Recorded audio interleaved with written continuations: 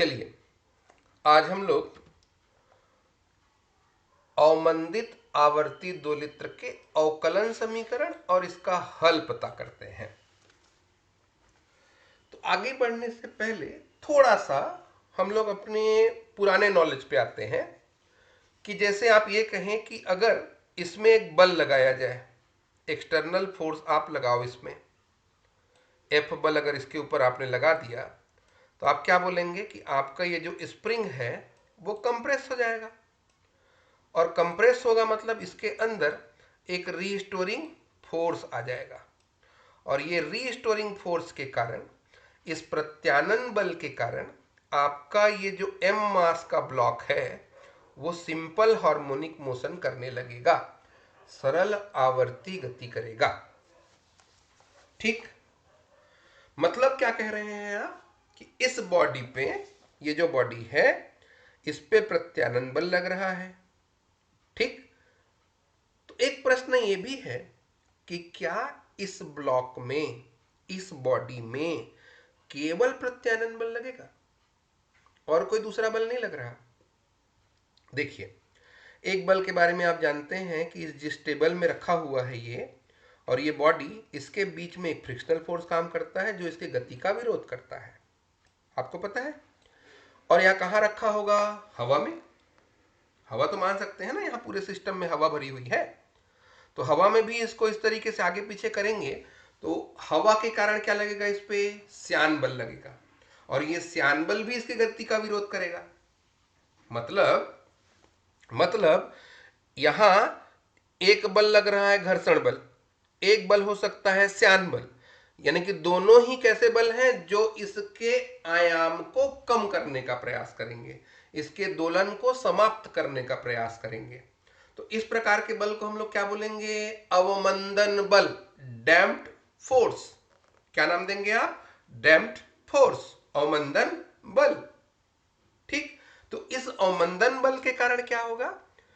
ये जो आपका सिंपल हार्मोनिक हो रहा था, मान लेते हैं शुरुआत में इसका आयाम इतना है, उसके बाद क्या हो जाएगा? ये डैम्प्ड फोर्स क्या करेंगे? इसके आयाम को थोड़ा कम करेंगे, फिर थोड़ा कम करेंगे, फिर थोड़ा कम करेंगे और लास्ट में इसको रोक देंगे।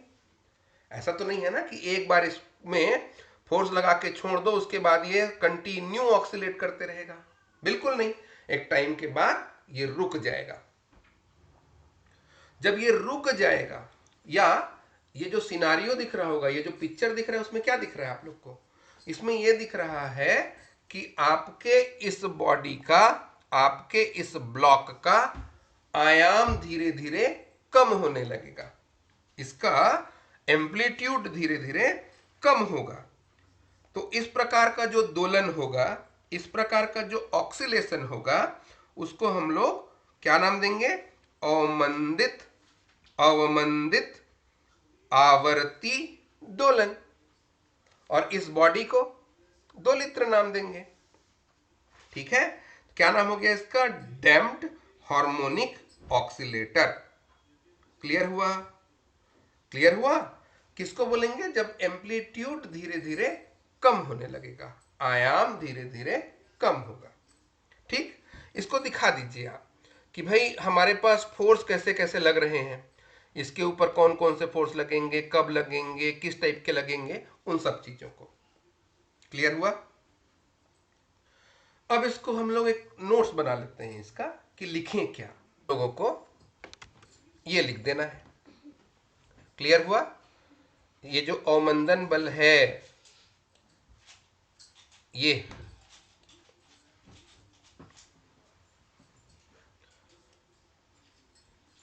यहां, ठीक है? क्लियर हुआ? इसको आप नोट कर लेंगे। डायग्राम ड्रॉ करें तो ठीक है, नहीं करेंगे तो भी ठीक ही है, वैसे कर लेंगे तो एक्सप्लेनेशन आसान हो जाएगा। क्लियर है? लिखा? अब आगे चलते हैं। आगे गए तो ये डायग्राम है आपका। क्लियर हुआ? आपका ये कहना है कि जब एक्सटर्नल फोर्स लगाएंगे तो इसमें एक रीस्टोरिंग फोर्स काम करेगा जिसके कारण ये सिंपल हार्मोनिक मोशन करेगा, और इसके एम्पलीट्यूड को, आयाम को विरोध करने के लिए इसमें डैम्प्ड फोर्स एक्ट करेंगे, इसमें अवमंदन बल भी कार्य करेगा। ठीक है, तो इस हिसाब से आप अच्छे से इसको सोचेंगे तो मेरा यह कहना है कि आपके इस बॉडी में दो बल काम करते हैं। एक बल ये Fr, इसको प्रत्यानन बल कहते हैं या रीस्टोरिंग फोर्स कहते हैं। और आपको अच्छे से पता है कि ये जो Fr होता है वो विस्थापन के प्रोपोर्शनल होता है, डिस्प्लेसमेंट के प्रोपोर्शनल होता है और डायरेक्शन अपोजिट होता है। F is proportional to minus x और F equal to minus k x, आप पहले ही जानते हैं। दूसरा ये है जिसको आप लोगों ने कहा डैम्प्ड फोर्स है, अवमंदन बल है, ये वेलोसिटी पे डिपेंड करेगा। ठीक है, वेलोसिटी पे डिपेंड करेगा और वेलोसिटी के अगेंस्ट काम करेगा। ठीक, तो Fd को क्या लिखेंगे आप? इस Fd को प्रोपोर्शनल टू माइनस v और इसके साथ एक कांस्टेंट ले लीजिएगा। ठीक, तो ये मिला आपको।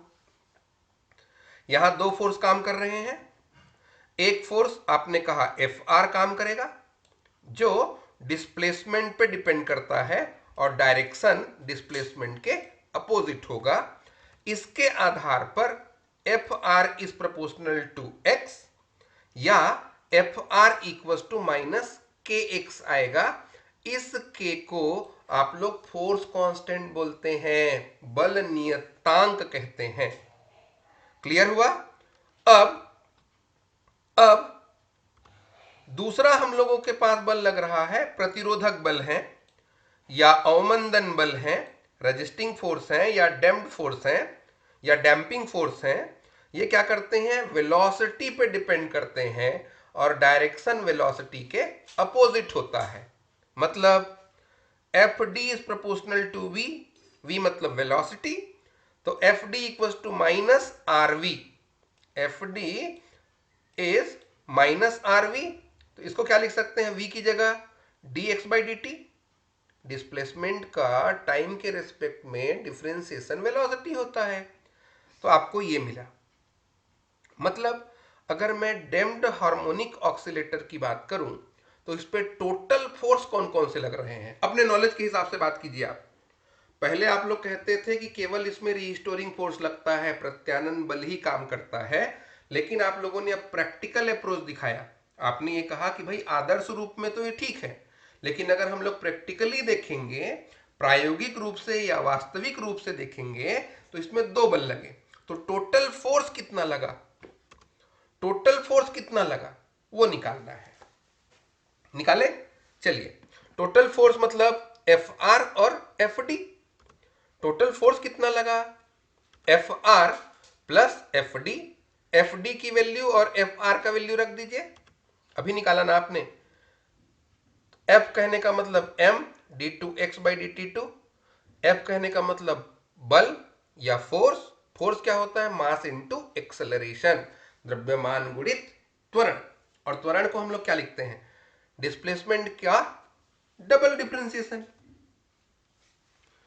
Fd तो आपने इतना पहले ही लिखा है और ये माइनस के एक्स आपके पास है। इस इक्वेशन को सॉल्व कर दीजिए। तो यहां से m को अगर ट्रांसफर करेंगे तो ये माइनस r बाई एम हो जाएगा और माइनस k बाई एम हो जाएगा। ठीक, m को इधर अगर ट्रांसफर कर देते हैं तो ये आया। अब इसको थोड़ा सा सिंपल करके ट्रांसफर करके इधर जीरो कर लेंगे तो देखिए क्या आएगा? d2x by dt2 plus r by m dx by dt plus k by m x equal to 0।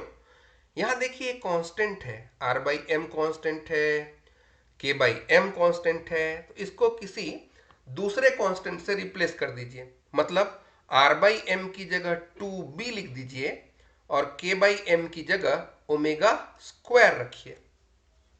ठीक, अब एक प्रश्न आपका आ सकता है कि भाई चलो यहां 2b रखे, कांस्टेंट को कांस्टेंट से डिवाइड करेंगे तो कांस्टेंट आएगा, एकदम सही। लेकिन प्रश्न ये भी है कि 2b क्यों लिए। दूसरा, k बाई एम से भी कांस्टेंट आएगा, तो यहां ओमेगा बस ले लेते, ओमेगा स्क्वायर क्यों लिए। तो देखिए भाई, एक मैथमेटिकल कैलकुलेशन को इजी करने के लिए मैंने 2b लिया है। अभी कुछ देर में आपको समझ में आ जाएगा कि 2b लेने का क्या इंपॉर्टेंस है, मतलब मैथमेटिकल कैलकुलेशन पे क्या इफेक्ट होगा अगर b लेते तो, 2b की जगह अगर b लेते तो क्या होता। ओमेगा स्क्वायर क्यों लिया, क्योंकि अभी तक आपने सिंपल हार्मोनिक मोशन को ओमेगा स्क्वायर एक्स के फॉर्म में ही पढ़ा है, इसलिए मैंने k बाई एम को ओमेगा स्क्वायर लिखा है, क्योंकि आप इससे पहले भी k by m equal to omega square assume करते आए हैं। क्लियर है। अब ये आपका डिफरेंशियल इक्वेशन है, अवमंदन दोलित्र का ये डिफरेंशियल इक्वेशन है 1 नंबर। अब इसको बता दीजिएगा आप, 2b और ओमेगा स्क्वायर आपने कहां से माना, तो बता देना आप कि 2b r बाई एम को माना और k by m omega square को माना। ओमेगा स्क्वायर क्यों माना आपको पता है, क्योंकि k बाई एम को अभी तक आप लोगों ने ओमेगा स्क्वायर ही लिखा है। 2b क्यों माना, ये क्वेश्चन का आंसर अभी बाकी है, क्योंकि मैंने कहा है मैथमेटिकल कैलकुलेशन को इजी करने के लिए मैं आपको बाद में प्रूव करके दिखाता हूं। चलिए, अब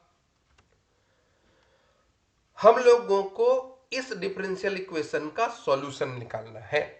सॉल्यूशन निकालने के लिए माना ये डिफरेंशियल इक्वेशन 1 का सॉल्यूशन ये है, x equal to a e to the power alpha T.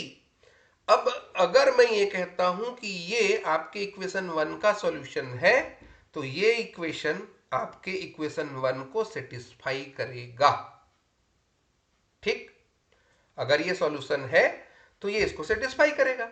तो मैं कह रहा हूं कि सॉल्यूशन है, आप मान रहे हैं ऐसा, तो इसका क्या कर लीजिए आप, dx बाई डी टी निकालिए, d2x by D T to निकालिए और इक्वेशन नंबर 1 पे उस वैल्यू को रख दीजिए। ठीक, चलिए पहले निकालते हैं dx बाई डी टी कितना होगा।